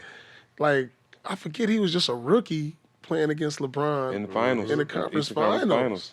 I forget that. Rookie year. And I forget. I felt like it was his 4th or 5th year, but his 3rd year to be him doing what he's doing, I feel like the Celtics can get to the finals. I really do, and I'm always honest about them. Like I didn't think it last year. I said no. I didn't think it the year before. You're not a homer for him. No, I like them just because I played, but actually, I really think they can get to the finals. I mean, Milwaukee, they good. But do we really believe in them like that? They gotta win it for us. I mean, yeah. People say they don't get the respect, but that comes in the playoffs. Yeah, I mean, we're you gotta earn that. Like they ain't never won nothing. Like we said, the regular season, then the Warriors had the greatest regular season record and didn't win that year. Right. So it almost kind of like waters it down. Like you got to do it in the playoffs to get that respect. Absolutely. So now after Milwaukee, it's like who else? I think You see any comparisons with you and Tatum in this game? Yeah, I see a lot of them, man. He's smooth. That side step. People don't know you've been doing that. The side step three. Yeah. People don't know you've been doing that. See, we didn't have the social media. And Yeah, he been I've for been news doing flash that. for all y'all that don't know. Been This stepping new left. side step that y'all see these trainers teaching these players. I've been Paul doing been that. doing that. He Right. been doing that. Right. That was the shot I took on Al. Yeah. The side step. Yeah, exactly. Nah, shout out to Al. You know I Shout love out you, my bro. You Yes, my sir. bro. You my bro. Marcus Smart, I know you're a big fan of him. How well would he have fit with your Oh guys' man, Marcus is a throwback. He could play in any era of the NBA. I mean, he fit in the mold. I mean, he's tough. I think you need guys like him, and you know, y'all fit that mold too. Glue You need guys. them guys like Stack, like you, like Marcus. Everybody loves playing with those guys, like Posey. Like you can ask any All-Star, MVP, superstar. They like who your favorite. It's gonna Love be that them cat guys. right there. Yeah. That's gonna get in the trenches and do championship type plays. Like he diving on the floor. I mean, he want to guard whoever. Like you need them guys to win. Straight up. Pop and Steve Kerr used to say it all the time. It's like in order to win a championship, you need a guy like Stephen Jackson. You need a guy like Ron Artest. Yeah. You need a guy like Tony Allen. You got to have a guy like that on Gotta your have team that. because that's going to be the glue guy. You know what I mean? And Glue he going to guy. sacrifice sometimes more than anybody else willing to sacrifice on the team to win the game. They need to have a special on this. Like glue guys. guys. Straight up. It's a huge position. That this Huge like position. that story I don't think's been Yeah. told. And you don't get the outside respect and love, but like you said, how You know? we will understand and respect and love you. Players like you understand and respect players like us and what we did and Yeah. how important we were to games. They don't understand it. Yeah, that story definitely got to get told because Come to Showtime and tell it with us. yeah, man, we But, got to when guys like us, when we hear it from you, when we hear it from Kobe, that mean a lot to us because we know we was Yeah. underrated. We know we didn't get our props. And Right. maybe it's some shit we did that we didn't get it, but at Yeah. the same time, But the we know players we could play the game. We The know we real played. ones know it. Yeah. real They ones respect know it. it. Yeah, You know like what I mean? like I said for us was Posey. Yes. Posey was the glue. Like man, Some people are like, who's James Pope? Like, yeah, Right. and they like, who is that? Y'all better look it up. Played a Straight long time. killer. Like Clutch. glue guys, man. That story need to be told, man. I would love to watch that because there's a lot of names that people need to recognize on that. What's some of your favorite non-Celtic teams? My favorite non-Celtic teams. Players to watch today. Players to watch today. Westbrook for sure. How can you man. not? Like he just like he don't get no respect. This dude got 3 straight years averaging a triple double. Like he not like how you don't get an MVP race every year. year. Because they get bored. That is People hard like as because he hell, did it dog. already. No, With a nobody's dub. ever gonna do this again. With a dub though. Nobody's ever. That's almost equivalent to saying to Wilt's 100. Yeah. Like I don't think we'll see that. Right. I don't think that we'll ever see nobody average a triple double 3 straight years with 30. That's what I'm Like- saying. Yeah, it's not little. It's not barely Like- getting there. It's not bad at getting there at all. Come It's on, killing. man. I think him and Harden are Westbrook. 2 are probably the most disrespected superstars we have in the game. Yeah, without a doubt. I mean, they Hall of Famers already, and they disrespected, man. I mean, that dude, you gotta watch out for them, straight Killers. up. Yeah, Thoughts on Battle of LA? I love where the NBA is right now, especially in LA. LeBron, Kawhi, AD, PG, Doc. Oh man, I gotta give the edge to Clippers. Me too. I mean, I just think they tougher when it comes down to it. Like you They said, got they're more dogs. tough guys. I'll give them that, but that don't win the game for you all the time. But you need it. You You need need it. it. But the Kang's got to be the Kang. All right, so tell me this, Jack. Right. Who's the glue guy that you need on the Lakers? Who's the glue guy? Is right now I think he just got inserted, but I think he can come into that guy, Morris. Yeah, okay. I think that's Morris another can one. be. They don't have him now. I mean, Yeah. they don't have that glue guy now, but I think Morris can insert today. They got 3, 4 of them for the Clippers. Beverly. Yeah, But then they yeah. added You know his what I'm twin, but then they added his twin brother to the other side. now his twin does on the that other side, so they added neutralize? another You mean, one. so how many guys are they going to be able to throw at LeBron in the playoffs? It's gonna be a lot. Name them. You Yeah, know, it's PG, gonna be a lot. Kawhi, Bev. Kawhi, in my Other more. opinion, is the best player in the game, in my opinion. I mean, there's nobody that can go out and give you 30 and lock you up. But really lock you up, but though. really Real lock life you lock up. Like, yeah. And I just look at it like if anybody had to imagine an athletic Tim Duncan with LeBron James, you seeing it right now. Anthony Davis, that's scary. Yeah. I've never seen LeBron with a player like that, so that's why my that's ceiling scary. is high. I mean, for him. I know that's gonna be scary. Who you got coming out? So you have the Clippers coming out of the West, you feel like? I think the Clippers come out the West. I feel like they got the best player, and he's the most clutch player in the league, I feel like. He definitely clutch. Kawhi is definitely clutch. Yeah, I got the Clippers. Who you got out the East? Out the East, I think it's a toss-up, man. man, earlier in the year I said Milwaukee, and I was sticking to it. But like now, I think the Celtics can come out the East. I'm telling you, Jason Tatum is different right now. I had a chance to watch it firsthand. When he played against the Lakers, and then he just played against Houston. No fear. He different now. I'm telling y'all, he different. He can match up. He can match what Giannis is doing right now. Mm-hmm. I agree. What music you grew up on? Like, what did you listen to? I already know, because we grew up, I know some of the same shit, but what you jamming? What you was jamming growing up? Growing up, West Coast. Yeah, I'm a West Coast, so Snoop. But it started early. It was like early, like E40, Too Short, because I was born Spice. You know, I grew up on the Mac Mall. Oh man, you bringing it back. You know. You know.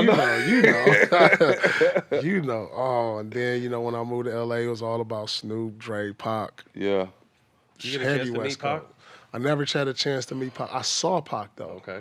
I saw him. I was in college and I went down to Freaknik. I don't know if you know Atlanta. It was like a holiday. It's spring break for Atlanta. Everybody go out there. And so I went out there in college and he was at Lenox Mall. And so I just saw him walk by and I just saw a crowd of people around him. It was like just seeing his aura. It was like, man, I never met him, but I had a chance to like see him, and see him move. I was like, there go Pipe. I was like, there go Pop. From one artist to another, you pinned something. You were a big fan of Prince and named your son. Yeah, Prince is a legend, man. I mean, rest in peace, we're gonna let you man. slide He with one the of the Prince best. noise. That was no.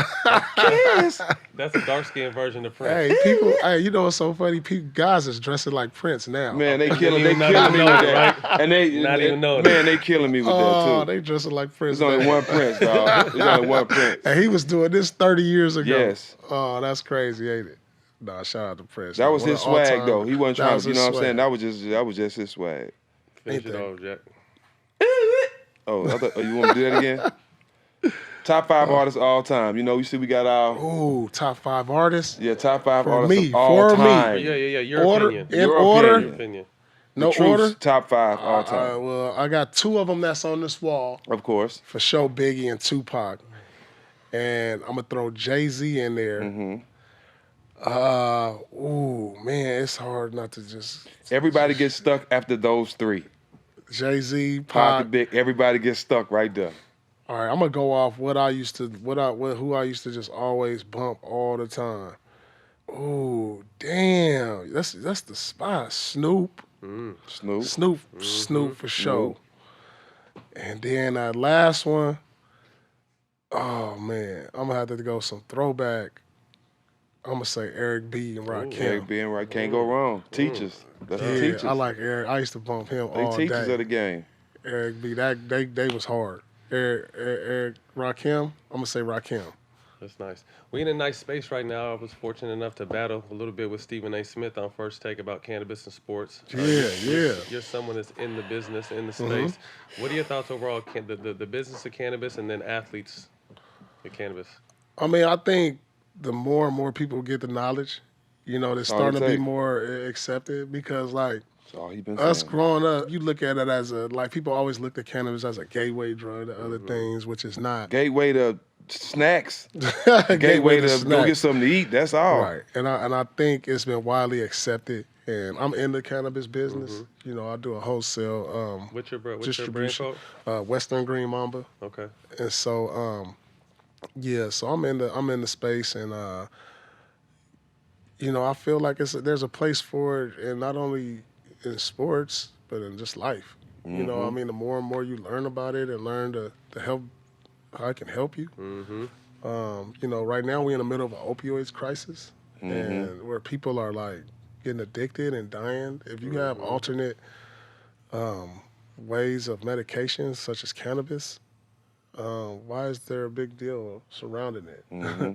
You know, but we don't look at alcohol the same way. Like, but the way we look at like really, that, like stuff that's really killing you, we don't frown upon, but we frown upon cannabis. These actually helps you. Right. You got that. I mean, you know, hard alcohol sponsors are sponsoring professional teams. Professional teams. You know, like you said, the motherfucking Celtics were smoking cigarettes in the locker room. How many people those take down? You know what I mean? Like the real problems they don't look at. But I think because cannabis has been stereotyped as a black drug for such a long time that it's really starting to, people realize that it's not. It has no color. Everybody, you know, everybody partakes. And like you said, I think the key is the education and continue to educate you gotta yourself. get educated on it, and then figure it out. You know. It's no big deal. At all. Quick hitters. Favorite road crowd to silence? New York Knicks. There's some big boys there. Oh, what? There's some big boys in the garden. Almost gave Nate a concussion. Oh, man, that was classic. Yeah. That was classic. Nate was more excited than you. I know, man. I was in my moment. Like, you know, I hit the game winner. Lil Ass just jumping everywhere. Nate, sit your motherfucking ass down. that picture I Midnight got. Thug. Oh, that's the Nate. funniest picture ever. Nate jumping up and falling on his neck, dog. I was like, but still jump right back up. I know. Your all-time clutch 5. All-time clutch. Who I think is clutch? Yeah, top 5. Top 5 for sure. Jordan, for sure. Kobe.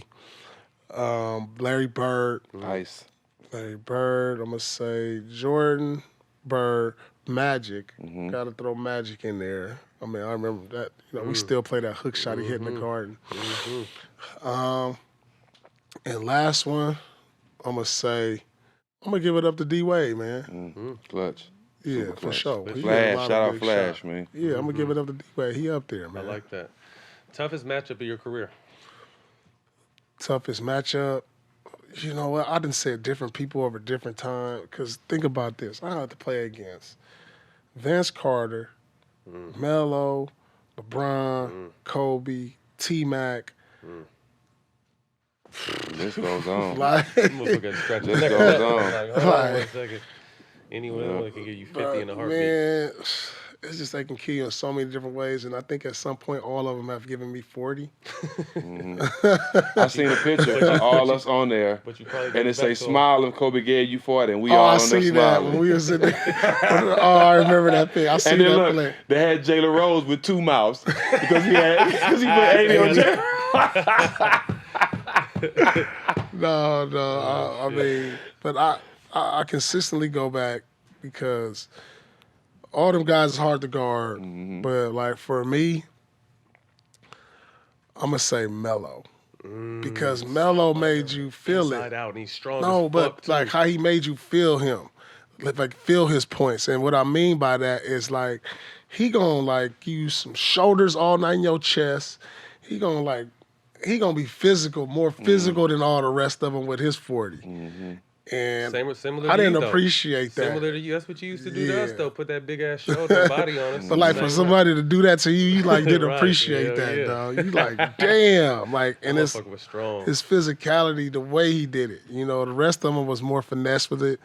But his physicality of giving it was to a you. bully skill. Yeah, I hated that, Inside dog. I like hated that. And so I'm gonna give it up to Melo on that That's one. dope. Shout out That's Melo. big.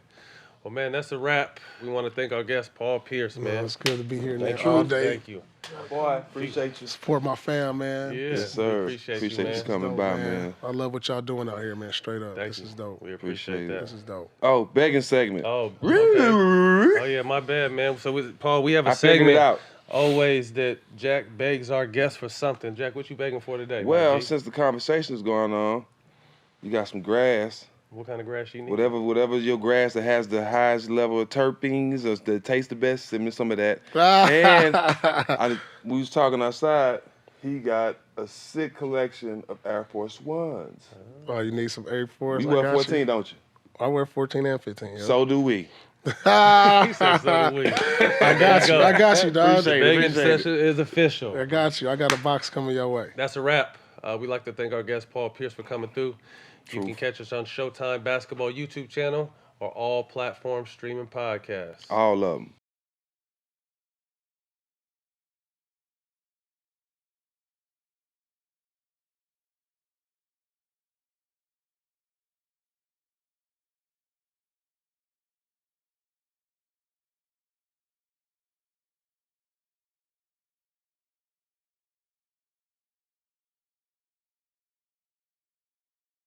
Mo Monroe is wanted for the financial terrorist attack Black Monday. Black Monday was my idea. It's me, Wizard of Wall Street himself. Mo is back, baby.